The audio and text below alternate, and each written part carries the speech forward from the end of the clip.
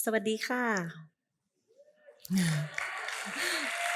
ขอบคุณมากนะคะ So I invite you to close your eyes. Have you ever had the thought, I'm not good enough? With your eyes closed, if you've ever had that thought, I invite you to raise your hand. So keeping your hands in the air, just open your eyes and look around the room. So you see what I see, which is a room full of self-stigma experts. So can you get in touch with how it makes you feel? What's the experience when you're believing the thought, I'm not good enough? Notice how it limits you, how it makes you small, how in your mind you compare yourself to other people who are better than you. Notice all the things you believe you can't do or you can't be when you're believing that thought, I'm not good enough. This is the impact of self-stigma. Quite simply, self-stigma is negative self-judgments, and it results in guilt, in shame, in self-rejection, and self-loathing. Self-stigma, it's universal. It's a human condition. I've worked in over 30 countries, in Africa, in Asia, Latin America, and Europe, and in every community in which I've worked, I've found self-stigma. Whether it's young people or older people, whether it's men or women, people living with HIV, people who've experienced violence, TEDx speakers, people. It's universal. Even healthcare professionals. Now, I'd like to share a little bit of my own experience with self-stigma with you. So I had just returned home to Ireland with my 2 children, both born here in Chiang Mai, where I had lived and worked for 12 years. And I was going through a painful divorce from my husband of 15 years at the time. And just a bit of context, Ireland is a country, quite a predominantly Catholic country, and divorce is relatively new. So my number one priority was settling my 2 children into their new environment. So I was walking home from school one day. It was early in the year. And I was walking home and this really nice, friendly mom came up beside me and she asked me a really simple question. She asked me, what does your husband do?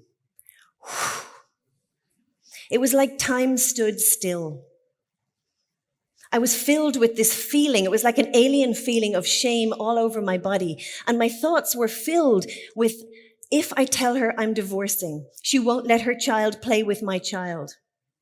She will think my children are a bad influence on her. She'll think there's something wrong with me.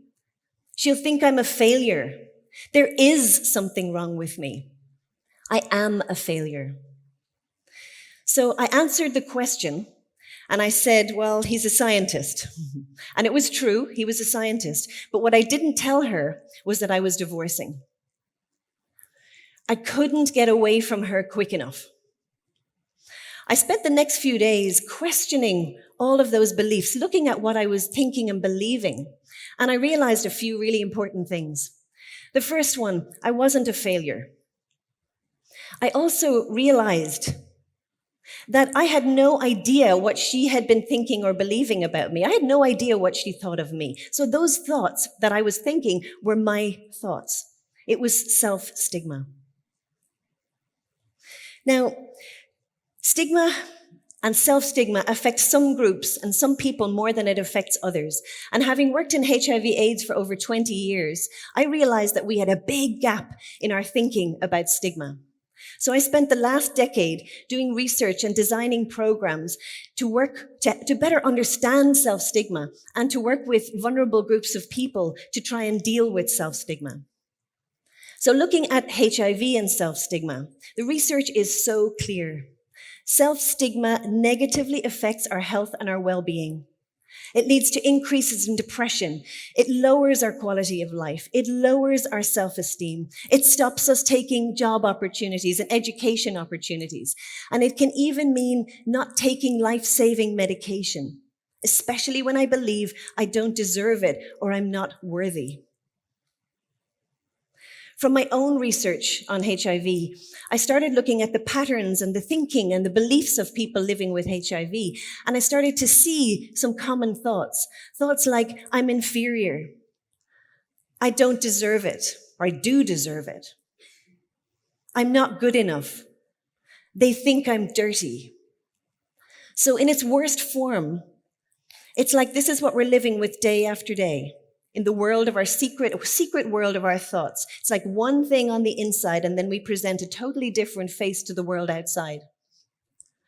From the research, something really surprised me. For people living with HIV, I found that they stigmatize themselves 3 times more than society actually stigmatizes people living with HIV. So what that means is, what I think you think about me is often, not always, but it's often not true. So what can help?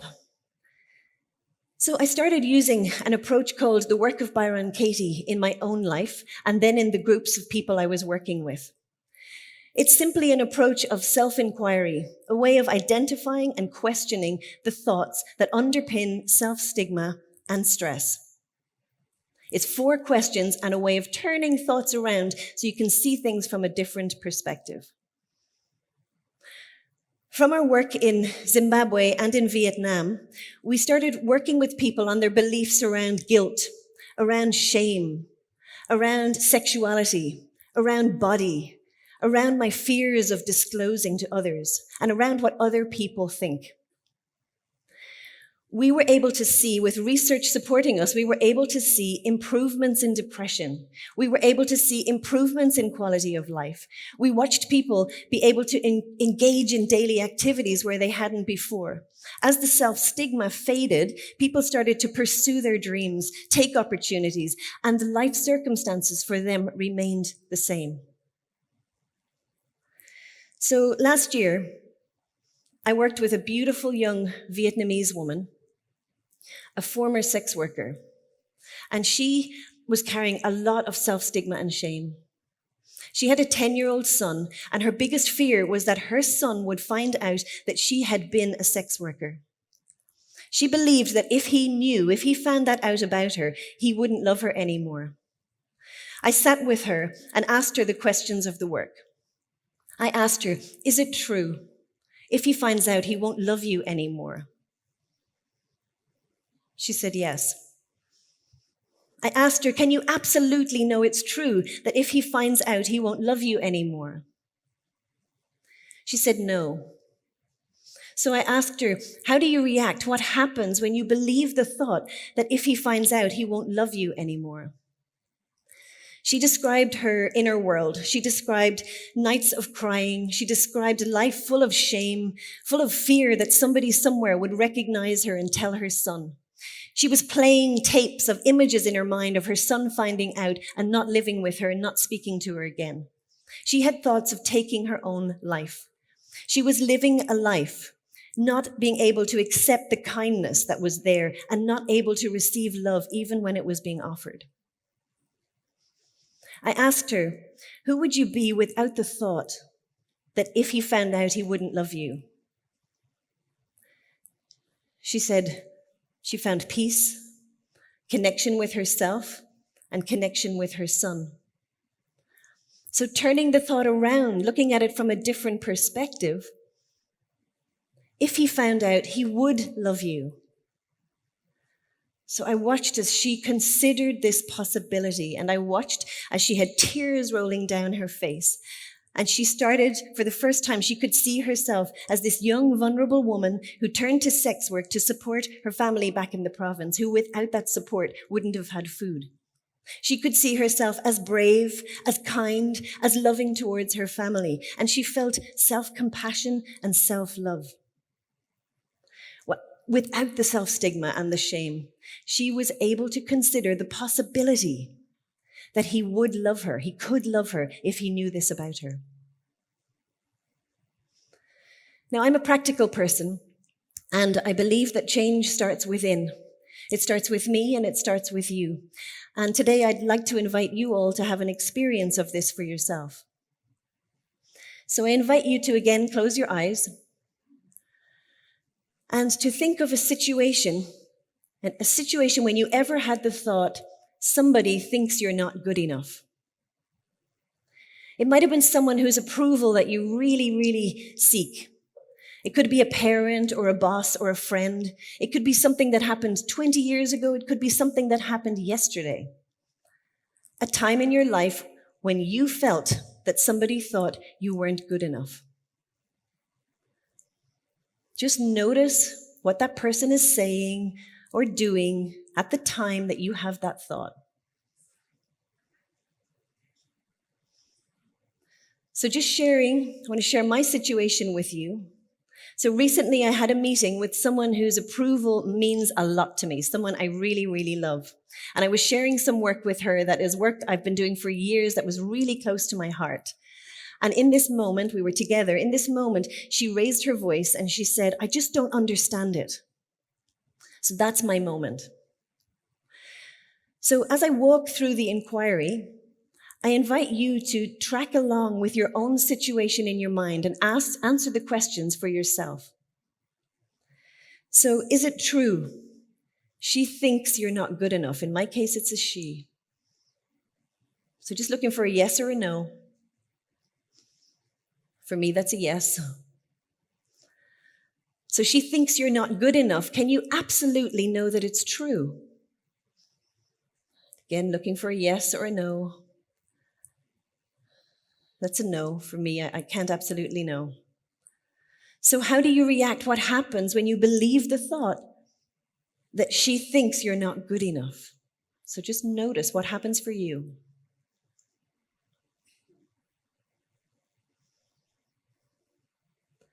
And for me, I notice I feel sadness. I can't really hear what she's saying. I start to defend and justify and explain, and my words are all coming out jumbled up. And then I feel really frustrated. I'm frustrated with myself. I'm frustrated with her. I notice I put her up here on a pedestal like she's superior, and I put me down here like I'm inferior and weak and not intelligent. And I feel like giving up. And actually in that moment, I do give up. And it feels really painful. So who would you be without the thought, just for a second, without the thought that she thinks you're not good enough? It's like we're wearing that thought like a hat, and we're just taking that hat off and just placing it gently down just to notice who would you be without the thought she thinks you're not good enough. And I notice for me, it's like I would feel calmer. I could start to hear the words that she's saying. And I would feel connected to myself and more connected to her.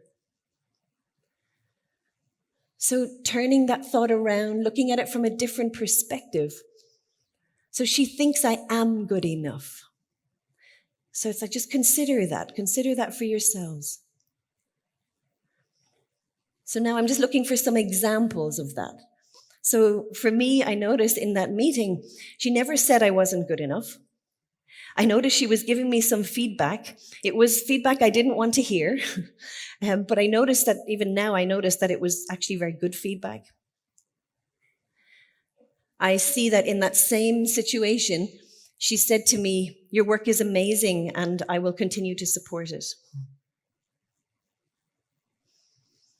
So turning that thought around again, looking at a different perspective, this time to myself. So I think I'm not good enough. So is it me or is it her? That would be me. And I notice when I'm thinking that I discount my work totally. I devalue my work and discount my work. So I invite you, the next time you have the thought that somebody is judging you, ask yourself, can you absolutely know for sure that they're judging you? Could it be that you are judging you? Could it be?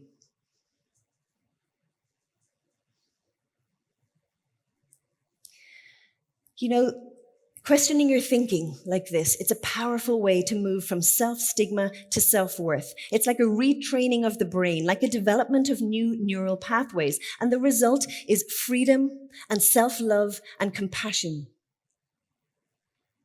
Now, I'm not the same person I was 10 years ago when I returned home from Thailand to Ireland. I now recognize self-stigma. When it appears, the difference is I now know what to do, how to question what I'm thinking and believing. And that woman who asked me that question 10 years ago in Ireland, she's now one of my really good friends.